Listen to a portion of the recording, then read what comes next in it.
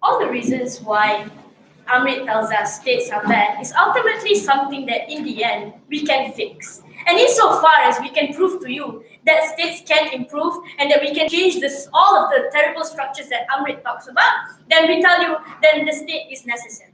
But secondly, I would say that I'm unsure why the alternative provided by Amrit is extremely better than the state, given that they have never explained to us why exactly that being individualistic and living in that anarchy is so much better in comparison to the state. I'm unsure why that's better in comparison. But secondly, we have to be reasonable in this debate because surely we can't defend dictatorships in which there's a slim majority of the global world. But secondly, if we can prove to you that dictatorships can eventually change and then we can get democratic structures and we can improve the political power of individuals, then ideally, then the states, we think the absence of states is terrible. But so first, what do we prefer then under our standard house? We're willing to maintain the institution of state that is governed by people. So we're willing to support things like existence of legislative and executive bodies or any bureaucracy bodies, i.e. ministers, finance ministers,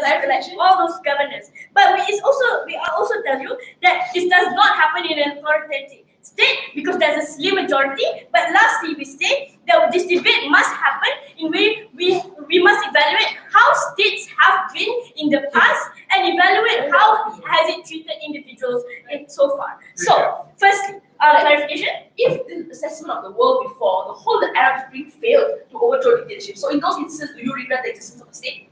But we are unsure in the absence of a state why the Arab Spring would be much better given that everyone will be individualistic, therefore, and there will not be no individual that is governing that particular issue. Therefore, everyone will just kill anyone because they want to protect their own interests. I'm unsure they have to prove why the alternative is much better. So, firstly, why human beings are innately self-preserving and self-interested, therefore there must be a body that governs human beings. The first I would say is that individuals are innately individuals that prioritize ourselves, that we prioritize our own safety, we prioritize our own resources, and very, very protective of our own safety. Ultimately, the problem is that everyone has different priorities as to what is important to them. But secondly, their priorities might be the same and they want the same thing. I.e., for example, they perhaps want the same resources. They perhaps want the same property. And what the state is important then is because the state exists as an intermediary to compromise these different interests and ensure that each individual gets what they need. It's things like through elections, for example, each individual gets their own vote to exercise their power to tell the state what exactly is their interest, therefore you must protect my interest. It's things like creating different bodies to cater to different interests that people have. Like, for example, creating the finance body to ensure that the financial situation in your country is good. Creating like a welfare body to deal with like poor people and helping poor people. These are things that state can structurally have to help individuals on the ground. Why is the process in getting the state valuable then?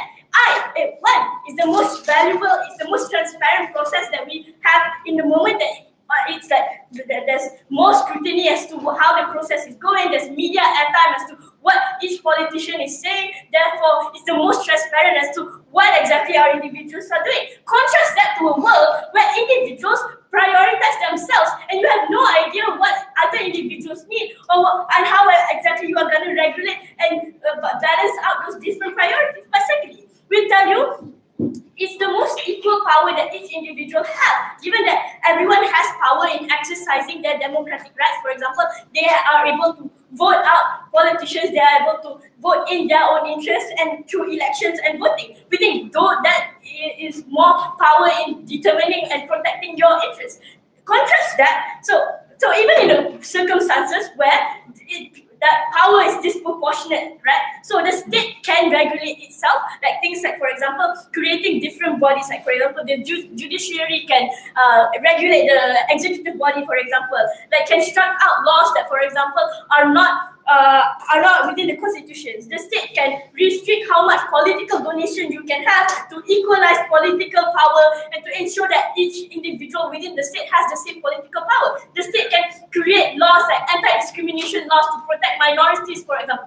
These are unique benefits that the state has because we give them power, and there's a reciprocal relationship that all individuals have within the state. The reason why that is unique because the state is currently the most powerful because there's a mutual understanding between those individuals and the state. Now, contrast that to a world where there's absence of state. We think what's likely to happen is that rich people will also control the society, given that they have the most amount of resources, they are able to hoard the resources, therefore your poor people are more likely to be hurt, and there's no higher power to protect the poor people, to give them welfare, to give them food stamps. They are uniquely locked out of society. But secondly, the rich people can get rid of, can control the food production and starve poor people out because they are self-preserving. Therefore, they want to hoard their resources all to themselves. That's what likely to happen. But secondly, we think people who are likely to control are also violent individuals who are able to show off their power.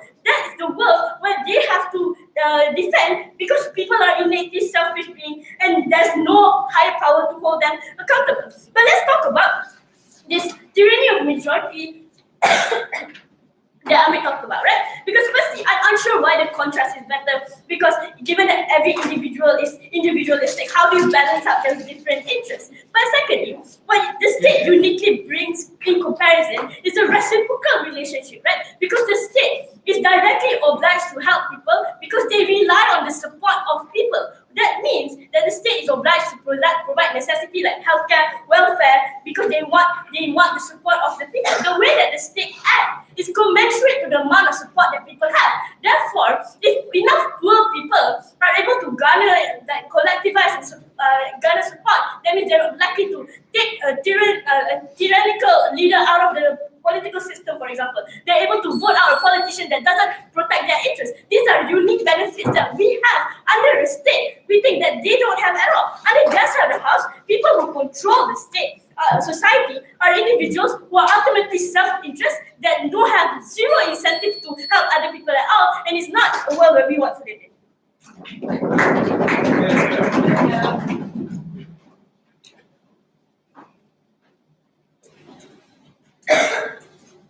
Then a 3-minute speech, and I invite the Deputy Prime Minister.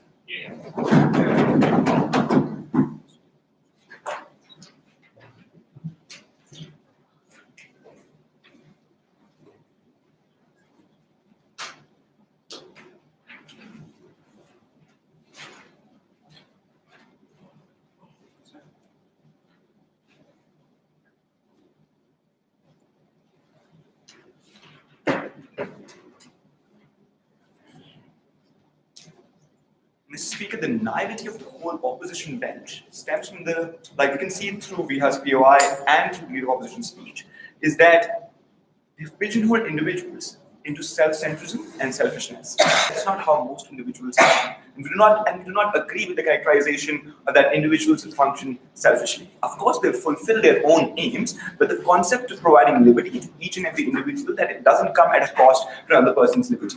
Look at how chronocentric their vision of the world is, right? Because often things existed before big governments existed, before the industrial complex of the Cold War, before world wars, etc., where individuals lived in perfect harmony with each other, governing their own structures, governing interactions with each other. We think that's the world that we want to emulate with the advent of technology that we have in today's time. We think we can make lives better for many individuals because states often have a tendency to strip liberty of certain individuals at the point of time other individuals vote them into power. We think that we do not agree with that statement. We reject the characterizations that individuals are inherently self-motivated at the cost of imposing certain things onto others. We think when we give them the liberty to activate their own moral space and moral choices, we allow them to make the decisions that better lives of themselves and everybody around them. two things in this debate. First, I'm going to talk about in more detail about the self-interest. Secondly, I'm going to talk about why we don't need to, why, like, under opposition bench, all you do is strip the liberty of an individual and don't allow them to act in the perfect way that a human being should. So let's talk about what normal life or what self-interest looks like, right? As I told you, of course, there's an understanding between individuals. What we need to defend on our side is that you get the state and the government out of my bedroom, out of my body, out of my bank account, and more importantly, out of the backyards of other individuals living in different nations across borders. That's what we defend on our side, because states are often inherently competitive with that nature. They want the geographical space and economic space of each other in order to control the most amount of power that they can, because the power is now institutionalized, Mr. Speaker, because often you have concentrated power in certain individuals living in those institutions, that you often don't have decentralized distributed power, as Amrit told you, among individuals to recognize what is important and what is not. Try to imagine a world where different individuals have different incentives and different power structures in order to care for each other. That is the world that we defend in a minute, Fred. That is the world that we try to defend on our side, right? Because we think that, of course, there's an understanding between different individuals, and moral governance happens at that point, because often when you have the ability to strip another individuals of their rights, they often have the reciprocal ability to do so. So the understanding that functions within that particular point is that you often do not go beyond that line of stripping somebody else of rights. That's a moral understanding that existed before big governments existed, right? Because all through history, people have lived under mutually agreed conditions that you don't, we want the power structures of those individuals to not go beyond providing restitution to those individuals. All Iman had to say to that in that response was the states will probably do it. States can do it, of course, in a vision where states don't exist as they are right now. That's the concept of the state that the motion requires us to regret, because often what will happen under our side is creation of those structures and creation of individual power structures where the interactions will be far better than they are now with the institutions that exist right now. I'm going to tell you why. I saw that response from you, and I'm going to tell you why later in my speech. Fred. So, you still need to explain how that individualism manifests and how will people be able Right. That's what we have asked in the why question. I'm going to get to that, right? So I'm going to talk about why that happens, right? Because the way these things work is that currently in this current world, it's one size fits all, right? Imagine I was wearing Shariq's clothes tomorrow, whereas people would laugh at me. Because one size doesn't fit all. People often need to activate their own choices and activate what fits them best. What that often means is that I take the decision not to strip away and not to make Shariq wear my clothes, but we wear often things that suits both of us. That if we're able to make that choice within these particular states, where we're talking about obviously much bigger decisions with respect to rights, with respect to, say, consuming drugs or not paying taxes or paying taxes and so on and so forth, that often you have the moral consciousness to help other people or not help other people. Under their side, the state forces you into a conception where you have to do that. More often than not, you resent the state and you resent the individual benefiting from it. So you often result in stripping away the rights of that individual or doing everything in your power to vote in people that strip away the right of those individuals. And the fact that you need to break down big governance and break down that particular powerful state is something that we defend on our side, because when the state forces me into a position where I have to provide the rights to another individual and give up on my rights to my income, etc., means that I often put in other structures to deprive that individual of those particular rights. So I suppose people are not inherently bad, Bharat. The people are not inherently bad, right?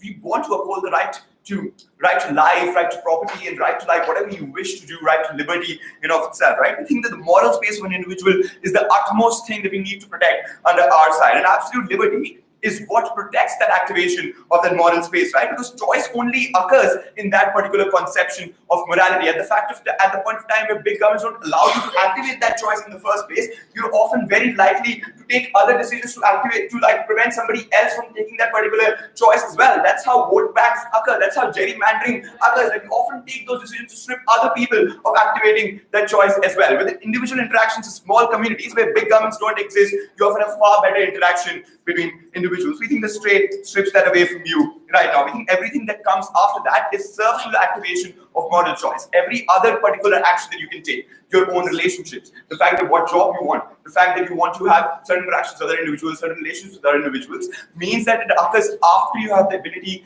to activate that choice in the first place. That's what we defend on our side, because the state strips that away from you.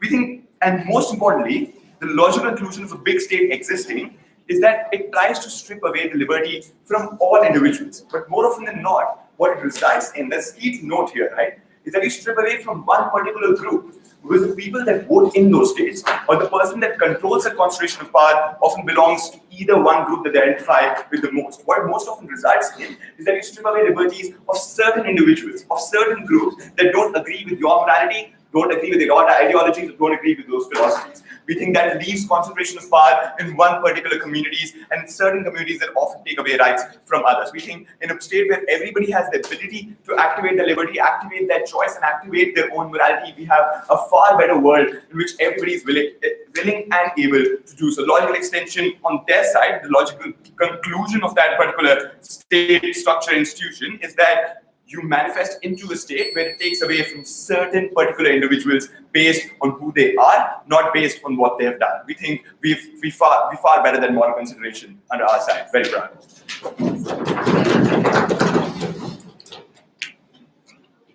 Let's begin my speech. I invite the MP.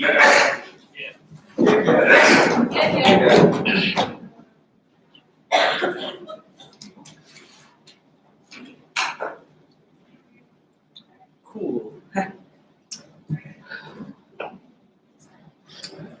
I still don't get the comparison that opening government wants to suggest in this debate. Because ultimately, I do not know what they want. Do they want an anarchy whereby people are able to access individualism and manifest it through their own self-interest and harm other people in the process? Or are they willing to support informal structures of power that exist previously in tribes and therefore cannot exercise power to a point whereby it is in conflict with other tribes? Or how would they even regulate self-interest that exists in their world? Because they do not provide us a mechanism to suggest how are they going to be able to balance out those interests, given the fact that it's true, and it's very likely people have different priorities. At least we have an intermediary that is able to balance those interests out. Or even the fact that they are also unresponsive to the multiple arguments that were suggested by Iman in terms of suggesting why states are obliged to provide public goods to the poor or the most marginalized, or how people can keep states accountable through the exercise of power that is given to them because of the idea of states. And I think because of that, they will lose. So I have two main things to say in this speech. Firstly, no thank you. Why exactly we need to, why is the creation of states necessary in order for us to be able to formulate identities of individuals? And I will extend that further and why that's important. Particularly also analyzing the reciprocal relationship that exists between voters and institutions of power, and why we think we can help the most amount of people when it comes to exercising their choices, because that seems to be what opening government wants. But before that, few piece of rebuttals. The first thing they say is that, okay, they need to assess this debate retrospectively. They accuse us of being chronological, and therefore what they seem to prefer is a world whereby you use the technology now, but apply informal structures of power. First, that doesn't make sense, right? Because I still don't know what to compare to. Insofar, they need to explain how that power is going to manifest, what other technological progress is likely going to exist, because there's no state incentives, how people are going to be able to balance those things out. So I see no reason why that argument is valuable. But secondly, the other problem they seem to have is that, people's morality is restricted because you need 51% in the government in order for that choice to be valid. Recognize that the comparison is much better for a few reasons. One, recognize that we base our decisions primarily on utility, how we benefit the most amount of people. And the reason why that's fundamentally important, because we need to recognize the way states construct morality, laws, and regulation is to how it benefits people, how we balance out those interests. Insofar as we are able to suggest that you need a lot of people to support whatever individual's choices that exist in this world, because you need to recognize, one, the amount of people that support your choice gives legitimacy that that choice is valuable. And that's why we think that support or the barrier of entry is absolutely important. But second, recognize that the comparison would be that all of the choices that they seem to want can exist and without control. At least the comparison in ours that there is control. The standards that we use are the fact that there's no third-party harm, the existence of consent. At least the choices that we make, the choices we make are far more intuitive to what other people are able to relate to. So I think ultimately that is still better in comparison to yours. But thirdly, they say, liberty is important. But here's the thing, the reciprocal relationship that exists between states and government, states and voters are ultimately as a result of mutual dependence. We take away some of your liberty because we recognize that we need to provide yourself with something as well. Maybe it's in the form of public goods like healthcare and welfare, whereby we are obliged to give you those things because of you taking away your liberty. Or maybe we need to protect you. With the creation of borders, we need to ensure that we are able to protect you from interests from other actors that exist in this world as well. So I'm perfectly happy to take away liberty insofar as we're able to argue there's more utility in taking away some of that liberty, and that's why we think privilege is comparative. Yes. Okay. Self-interest also has dependency, because if I fuck you over, you're the same power to fuck me over. If I need something, I need your help to do it. So why wouldn't the codependency exist without the state as opposed to imposition and control by a certain majority? Yes, but like we do it better because we have structures in order for people to exercise in regulating those self-interests. I.e., you wouldn't want to kill me because I can kill you, but we can protect you also in the instance of other people wanting to kill you. Those things do not exist in your world. You need to suggest what people are likely going to behave mutually in that way, like every time. So I think you need to argue that. So let's go on to why fundamentally the ideals of states are important in formation of identities. Because we create states out of random chance, but what are the standards we employ in creating states? One, the fact that people are conforming to one particular set of morality or culture. The conformity is absolutely important in order for us to be able to exercise power equally. The relationship that exists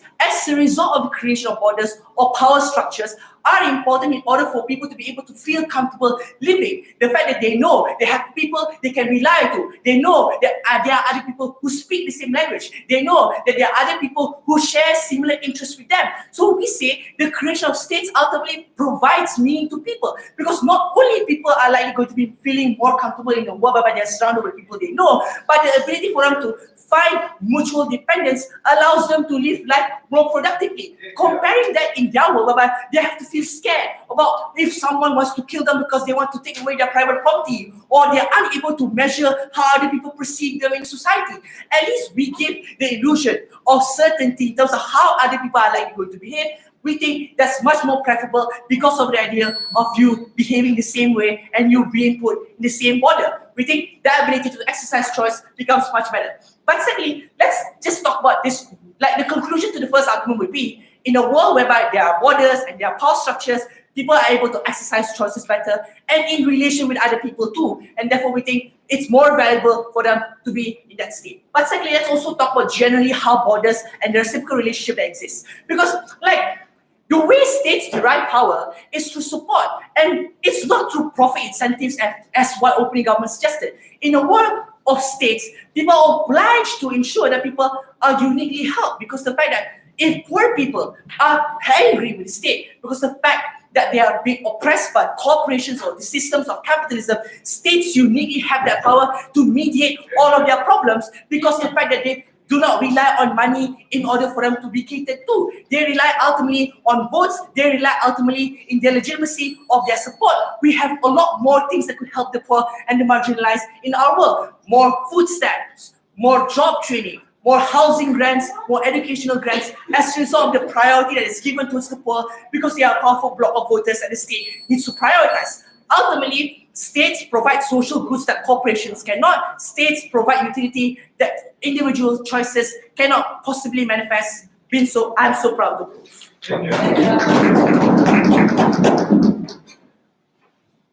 As we go to speech, I invite the member of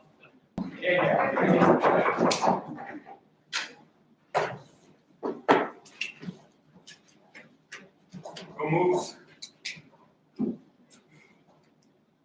What does closing government envision this world to look like? It looks like small groups of people coming together to form consensual self-governance rules. Simple as that. That means they don't have institutions to take care of them. It must take into consideration full consent of that small group of people. Why do they respect each other? Because they have common sets of rules that they've all agreed to. Unlike a state where you have to compromise because someone else agreed on your behalf. Additionally, you can float in between those communities. You are in one community, you don't like the particular sets of rules that are existing here. You can float to a different community and a set of rules that exist there. You can form your own little groups of communities that exist, and that's the world we envision to be. Before I go into the comparison of why that works, well, smaller groups of people with full consent talk to each other and form communities and can float around if they don't like the rules. Why is that better? First, I'm going to attack the framing of opening opposition. Basically, opening opposition says, hey, governance systems are bad, but this is the best we could do as the least bad system out there. I think that is not enough for them to win this debate. Because my arguments are that it is, even if it is the best system possible, it is still inherently regrettable that an institution had to be formed. Keeping that framing in mind, I want to say 4 things. So that's my first issue. Why is it inherently regrettable? I think opening government slightly touched on the issue of consent, but let's just prove that in order to be a legitimate government, I must agree that you are my government. The problem is that when you compromise with other people, because other people vote on behalf of you, you have not given that legitimacy. You may think this is slightly different. There are 3 more reasons. Second, elections need money. That is definitive. That means that you have the power to buy the government. Because without money, the election campaign can't happen. The bigger the group becomes, the more you need money to give your information out. Gerrymandering, all of that will happen, and poor people voting never happens in reality if corporations don't want them to do so, if that's not in their interest. That means some blocks of people are able to use the state to buffer up their power even more. That means it's inherently regrettable that a true democracy can never exist in an institution of state. Third, reason why it is inherently regrettable is because there is reliance on other people for information. Yes, I'm talking about the media, i.e., instead of having small groups of community where you literally talk to each other, form bonds, and actually have personal interactions before judging whether that person can form a set of rules or not. In this instance, we're literally looking at relying on other outlets with political incentives for your information. That is why people in one part of the United States believe radically different things about Donald Trump than a different bunch of group in another state believing a different sets of that. So different people control the information flow to you, and you never have full information on how to vote to begin with. I think that is inherent within this, because power structures of how information is disseminated in one way or another are dominated by one group or the other, be it liberal, be it otherwise. Fourth reason, perhaps the most important, is because the larger group it becomes, the more different the value systems become that people have to compromise with. And that means inherently they are no longer really consenting to anything. People in California live with President Donald Trump. Their value systems could not be any more different. The reason they have to do it is because they have to compromise, because other sets of people with different value systems wanted it and they had to compromise for it. The larger the group becomes, the more compromise you have to make in order to form that state. And that means that in reality, even if you voted, you never truly consented. That is why inherently the state is something that cannot cater to everyone, and therefore inherently regrettable, even if it was the best form of governance out there. Second, having got that out of the way, and let's assume you don't buy my framing, that I still have to prove that my alternate conception of the world is actually a better world than theirs. Let's look at that. First, I think, and I will prove that like the capacity, okay, so just to add into the conceptualization that I talked about before, right? I think people inherently, even if they're self-interested, they have like natural incentives. Insurance can be done without the state, guys. Like if I want fire insurance, I can pay for it, and like other people pay for it. We all agree that there must be fire insurance. Like it's not a problem. You can even have insurance of police departments. That's literally the libertarian concept. Anyway, just the reason why the state is likely to be more evil, as opposed to small groups of people agreeing to a set of laws that they always follow or opt out of whenever they want to, is because of this. Because there is no otherization process in a small group of people. Because you cannot assume certain things about other people and make rules about them. And that's inherently what happens within a state. People otherize. People don't realize what foreigners look like. Before this, people thought indigenous people were savages and therefore had had all of those rules to culture them and educate them. All of those things happen. By the way, it's a regret motion. We look at the past, right? Literally, you have to take that hit in terms of how states have operated, right? You can't say, oh, I support other things. But secondly, that also means you have full-on information in terms of how you interact with each other. But okay, let's assume worst case. Bunch of individuals sometimes fight with each other. Before I explain why that's still okay, go ahead. So like the comparison must be that you also must also see what benefits that the state offered. As we argue, do you see it? But why is those things worse off in comparison to the alternate reality that you suggested? Excellent. Here's why, because I just explained why all of the things that the states can provide for you can be provided by groups of individuals who want those benefits. They can form those communities. The problem is that the harms the state can do cannot be done by the most evil people. Because you see, at worst, it will be little groups of small communities fighting against each other. What can the state do? It can literally create a nuclear weapon and bomb Hiroshima and Nagasaki. At the state, because the state has an incentive to take pride in the statehood and create a concept of nationalism for people to buy in, has the incentive to colonize. All of those harms, and this is the framing for closing opposition that closing government that opening government never did, is that the power of the state to do evil is much, much more than the power of the individuals to do evil. And I think that is the winning comparative in this instance. I would also just like to point out before it's 7, is that when you have small groups of people, in current reality, the governments buffer up corporations and ability to exploit. When you have small groups of people self-governing, corporations find it much harder to exploit because every time they go into a new community, they must get the buy-in with their new sets of rules for every member of that community before they can go in. That means there's much more checks and balances against the rules and ways of the marketplace that corporations exploit in status quo. We propose.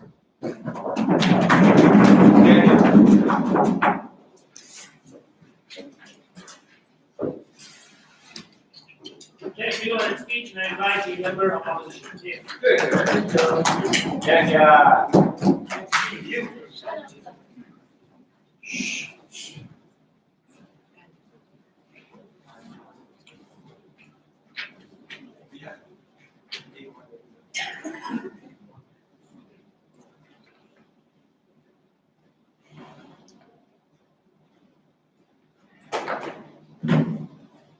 There's no such thing as everyone absolutely gets everything that they want all the time, right? So even in government's world, people will be expected to compromise and negotiate and not get all of their rights all the time.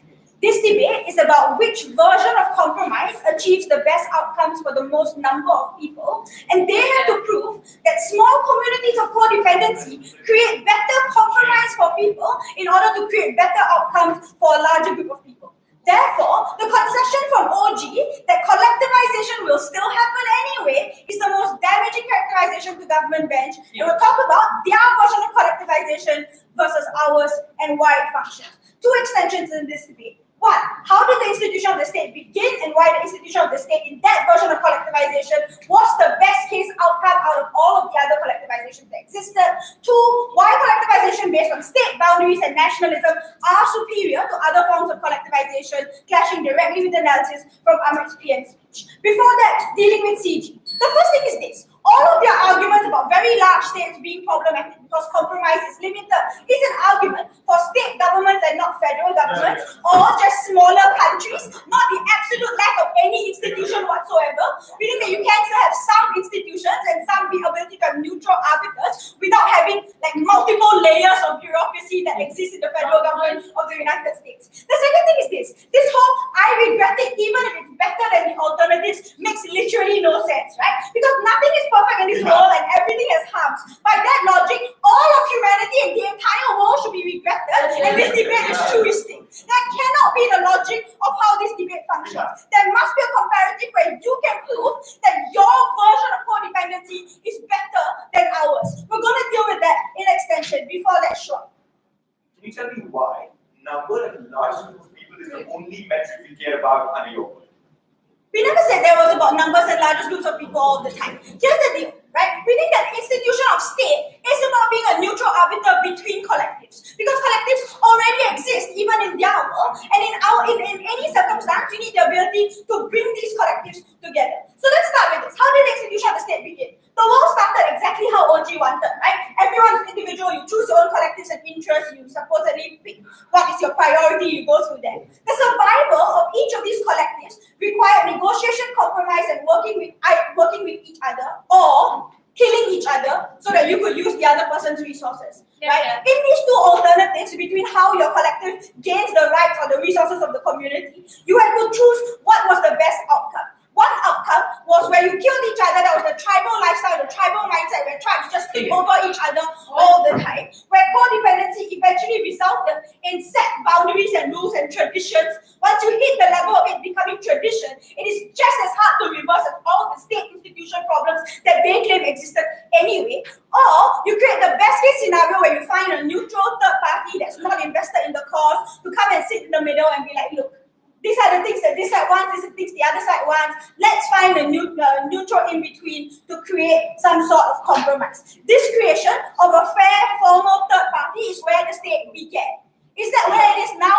Maybe not, because there is about personal interest developing over time. We think that this formal entity, however, is the best case scenario of creating systems that allow for individuals to come to a compromise in the most fair way, because it's not about the ability to have the largest amount of physical force over another group or the largest amount of intimidation over another group, but about giving equal voices to every single participant in the collective and every single community equally. The other part of this, right, is this suggestion that once you have concentration of power, there's no reversing it. We think the concentration of power is significantly worse in their world, where in the tribal mindset, one person that declares themselves the tribal leader never gets eliminated until they die, or gets completely thrown over to a coup. Whereas in our world, you allow for each individual to have the ability to form a voice in that discussion on a regular basis. In our world, you create a system of separation of power where you give each leader a particular voice or particular power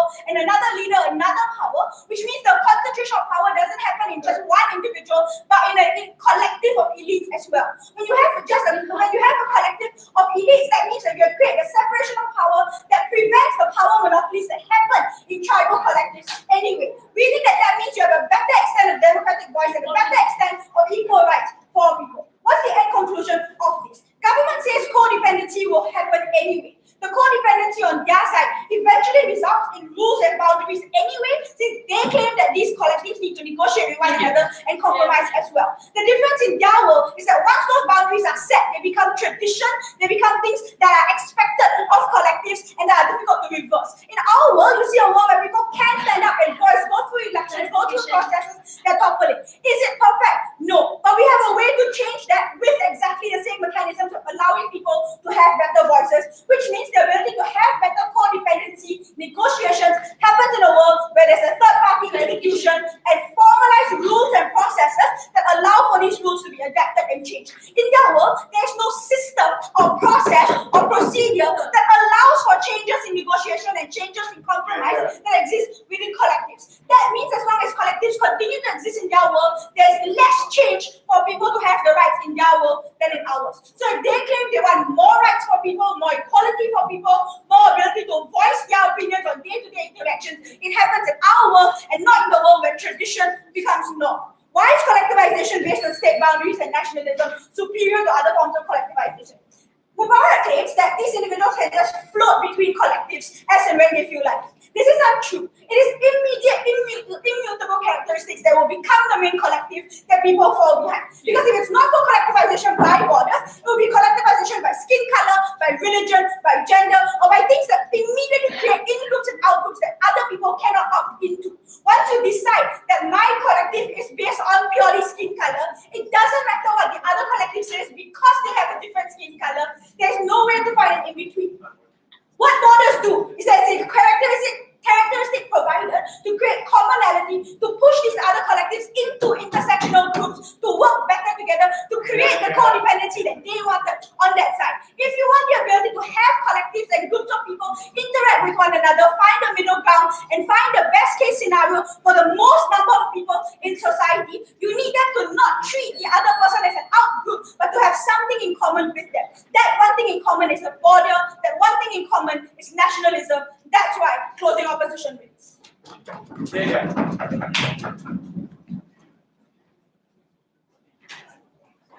Let's think about speech and invite the government.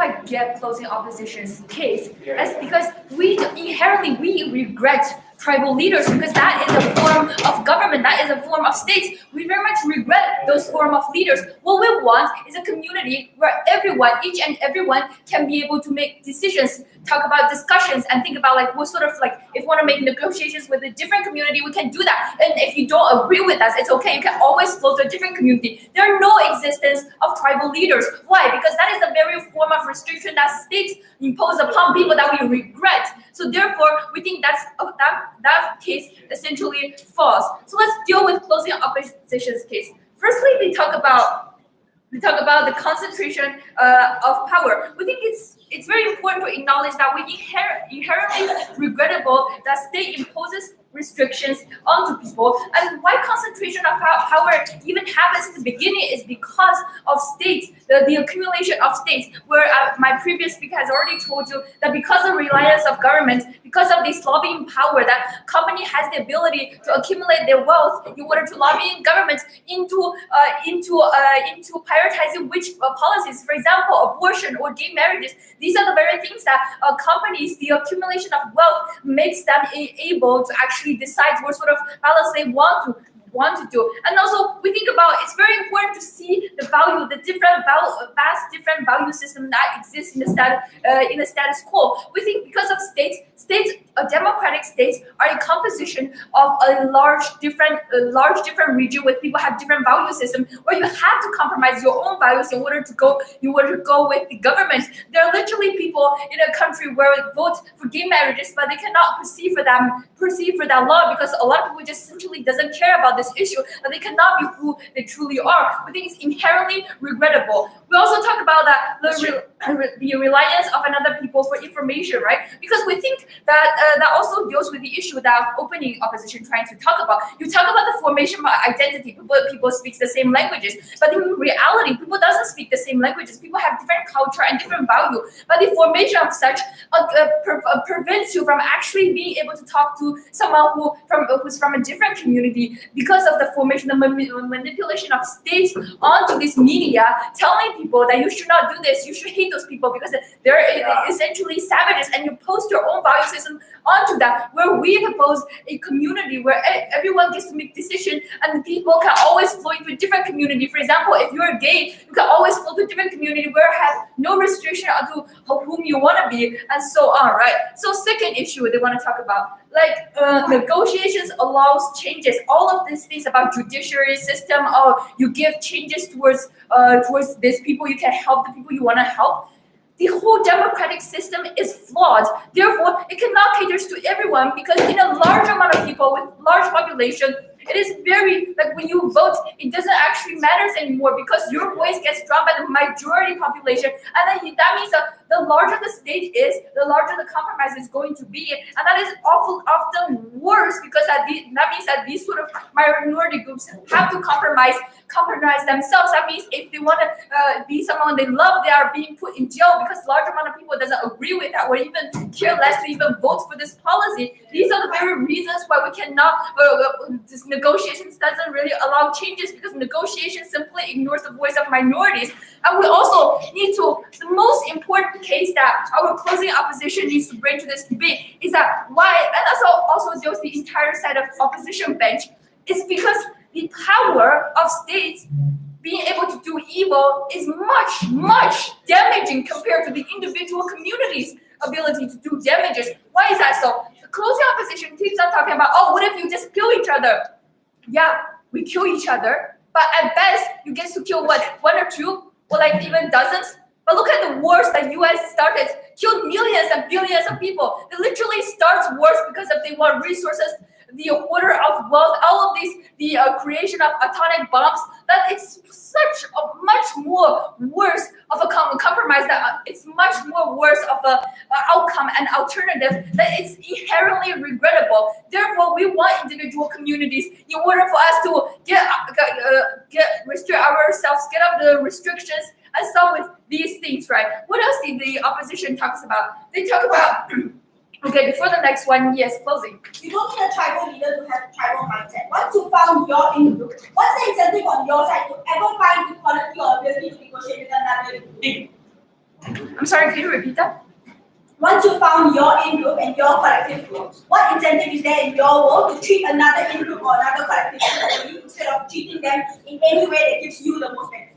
You know why? Because people doesn't necessarily, the reason why community forms is because these people share the same value system, they want the same thing, right? There means that even like a small community that consists with 50 or 60, which is about the amount of people that we're here, that means we know each other, we know what kind of troubles and situations that you're going through. That means it's more likely for me to cater to you. And even if you don't agree, even if you don't, you can always flow to a different community where you can find your true outcomes, where you can share your values and allow negotiations to happen better, right? We think that it's very important to realize that who I have already talked to you about who has more power to do damage, who is more likely to, I think I've talked to you about who is more likely to create better laws that caters to everyone. It's inherently regrettable that we do not deal with these issues in the state. And it's very unlikely for the state that in the past that state has done so many damages. It's inherently regrettable for all of those reasons, right? We think that it's very important for us to realize that the ability for individuals to do damage and evil is much less likely to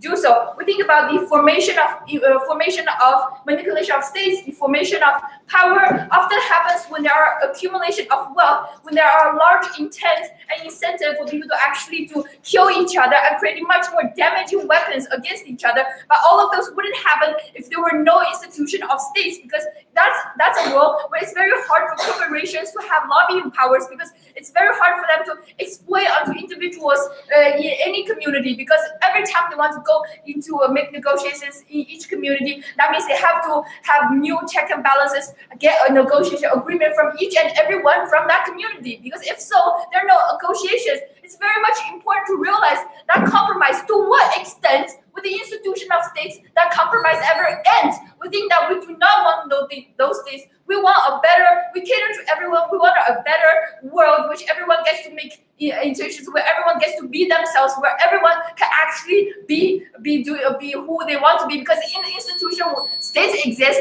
it means that everyone has to compromise, and there are no end for such compromise. Therefore, it's inherently regrettable, and we're proud to propose. Thank you. Let's take the speech. I invite the publisher.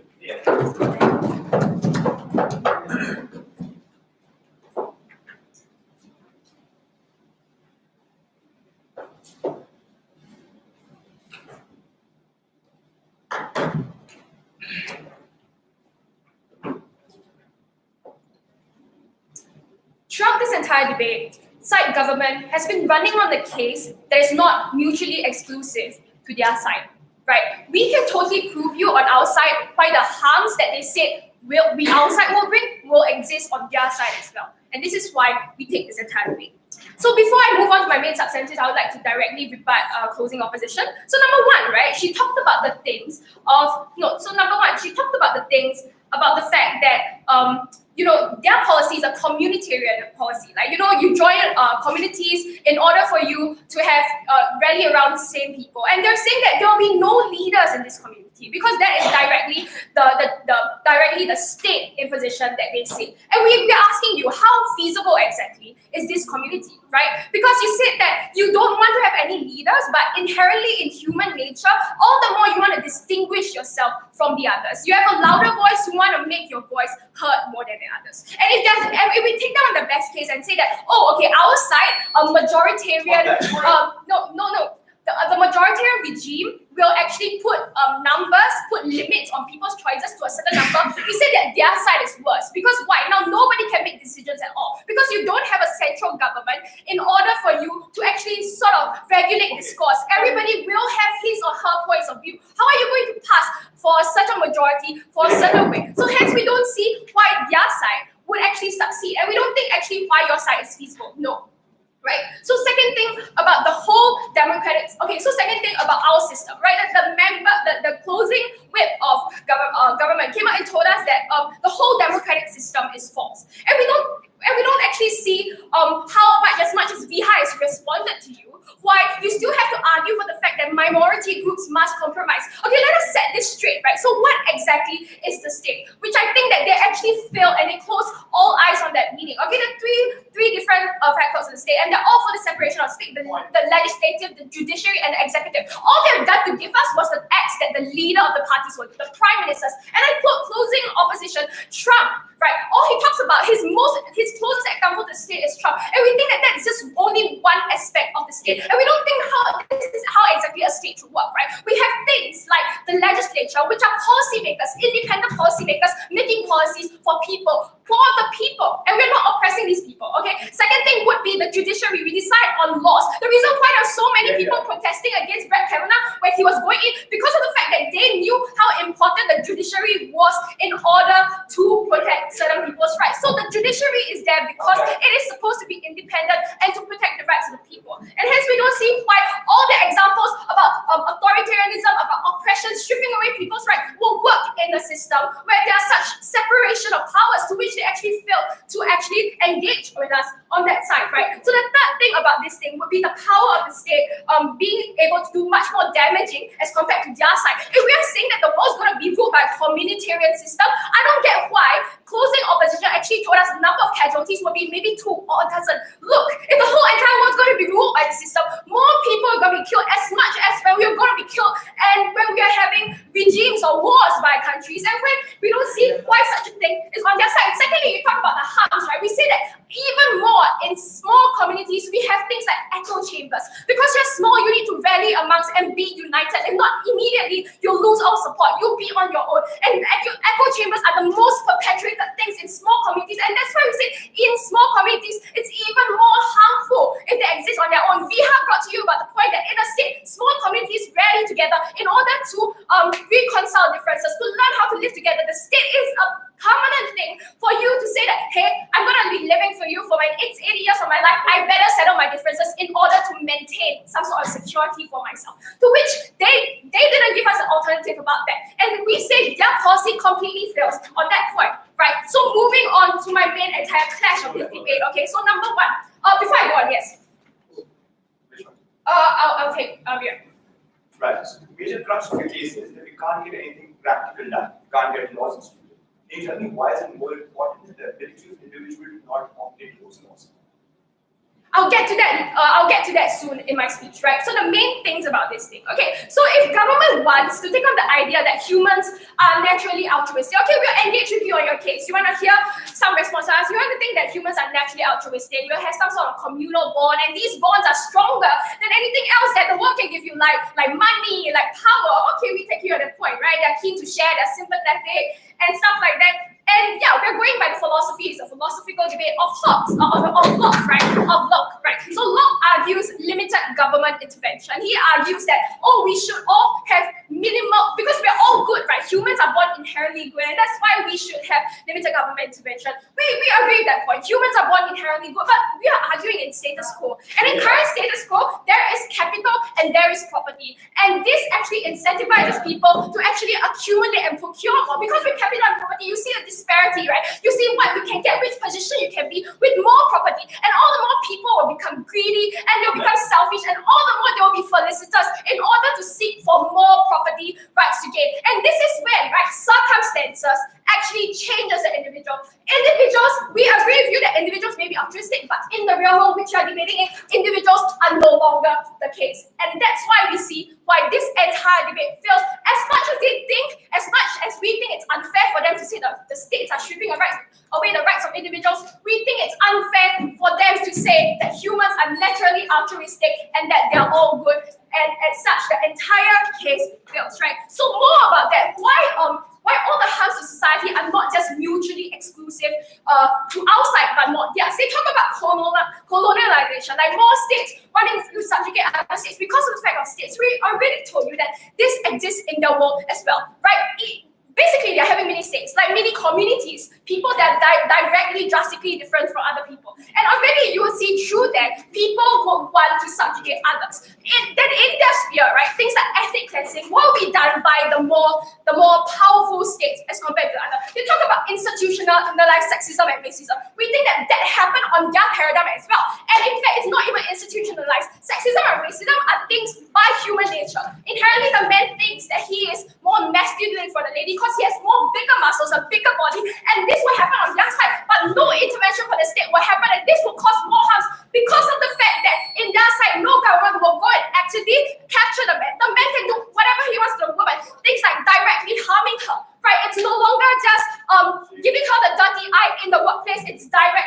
harming her, mutilating her in their point, and we don't see why their side would be better than any of our side, because they haven't proven to us why the harms in their side is not mutually exclusive to our side, and as such, we take this debate.